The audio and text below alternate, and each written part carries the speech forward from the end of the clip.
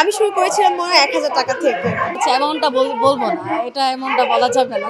একটু কষ্ট হয়, তবে হাজবেন্ডের সাপোর্টে বলতে গেলে ইজিলি করতে পারি, ম্যানেজটা করতে পারতেছি ইজিলি। কষ্টের শ্রম আছে, পারিশ্রমিকটা দিতে হয়, ওই হিসেবে আমরা ওইভাবেই চার্জ করে থাকি। আমি ব্র্যান্ড প্রমোশন ছাড়াও আমার নিজের একটা পরিচয় আছে। আমি এন্টারপ্রেনার। আমার লাস্ট হচ্ছে ৩ বছর ধরে আমি অনলাইন বিজনেস করছি। আমি শুরু করেছিলাম মনে হয় ১,০০০ টাকা থেকে। এখন হচ্ছে হাইস্ট পার ভিডিওর জন্য ১০,০০০ টাকাও চার্জ করছি। তো সেটাই আমার জন্য, মানে ঘরে বসে একটা ভিডিও করে দিচ্ছি ১ মিনিটের ১.৫ মিনিটের, সেটার জন্য আমি মনে করি যে একটা মেয়ের ৫ থেকে ১০,০০০ টাকা চার্জ করে অনেক বেশি। কারণ হ্যাঁ, ঠিক আছে, আমরা একটা ভিডিও করছি, সেটা অনেক এফোর্ট দিচ্ছি, আর সেটা থেকেও অনেক অডিয়েন্স আসছে, দেখছে, তারপর বিভিন্ন ব্র্যান্ড আমাদেরকে চিনছে, জানছে, সেটা আমাদের জন্য অনেক। যদি এটা থেকে ভালো কোনো পর্যায়ে যেতে পারি, তাহলে চিন্তা ভাবনা করে দেখবো যে হ্যাঁ, এটা কন্টিনিউ করা যাচ্ছে কিনা। ফার্স্টে যখন কন্টেন্ট ক্রিয়েশন শুরু করি, তখন এক ভাইয়া নক করে বলতেছিল যে আপু, আপনার জন্য কিছু গিফট পাঠাতে চাই।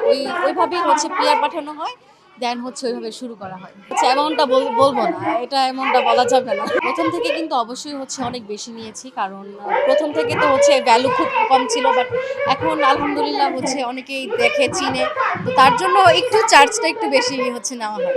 এখন বর্তমানে আমি ব্র্যান্ড প্রমোশন করছি, আর এর আগে আমি কন্টেন্ট ক্রিয়েশন করতাম, ফানি কন্টেন্ট মেক করতাম, কাপল কন্টেন্ট বা সিঙ্গেল কন্টেন্ট, ওইগুলো। দেন আমি ব্র্যান্ড প্রমোশন, এখন ব্র্যান্ড প্রমোশনেই আছি। একটু কষ্ট হয়, তবে হাজবেন্ডের সাপোর্টে বলতে গেলে ইজিলি করতে পারি, ম্যানেজটা করতে পারতেছি ইজিলি। সব থেকে বেশি ভালো লাগে যখন নিজের ভিডিওটা বুস্টিংয়ে দেখি, তখন খুব ভালো একটা ফিল হয়, একটা স্যাটিসফ্যাকশন কাজ করে। কোনো ব্র্যান্ড ওনারকে যখন নিজের কাজটা সাবমিট করি, তখন ওনাদের কাছে যখন ভিডিওটা ভালো লাগে, তাদের পেজে যখন বুস্টিং করায়, সেটা খুব ভালো লাগে। তখন তো আমরা দেখতে পাই যে না, ওই পেজে তো আমার ভিডিওটা বুস্টিংয়ে যাচ্ছে, ভালো একটা ভিউ হয়েছে, ওইটা খুব ভালো লাগে। ব্র্যান্ড প্রমোশনে এখনও আলহামদুলিল্লাহ আমার খারাপ এক্সপিরিয়েন্স হয় নাই, কারো কাছে ভিডিও রিজেক্টেও যায় নাই, বা কারো কাছে পেমেন্ট নিয়েও হ্যাসেল হয় নাই, আলহামদুলিল্লাহ এখনো পর্যন্ত। আমি মেইনলি পেজ না, আমি আমার প্রোফাইল দিয়ে কাজ করছি। এতদিন যে ফলোয়ার্সগুলো এসেছে, অ্যান্ড আমার আইডিতে মনিটাইজেশন অন হয়েছে, তো আমি ভাবলাম যে আমার আইডিটা দিয়ে স্টার্ট করলে বেটার হয়, পেজ থেকে বেটার হবে এইটা, কারণ এটা অর্গানিক থাকে।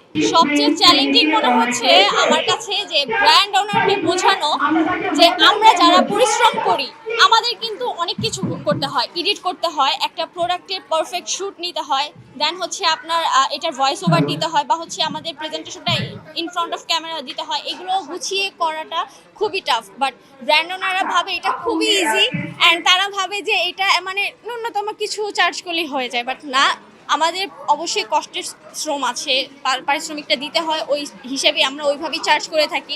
আমাদের হিসাবে আমরা অনেক কমই করি, বাট তাদের জন্য আবার বেশি হয়ে যায়। তো আমার কাছে এটা একটু টাফ লাগে, যে বোঝানোটা যে ভাই আমরাও অনেক কষ্ট করি কন্টেন্ট তৈরি করি। অ্যাওয়ার্ড পেতে কার না ভালো লাগে, কাজের স্বীকৃতি যখন দেওয়া হয় তখন অবশ্যই অনেক বেশি ভালো লাগে।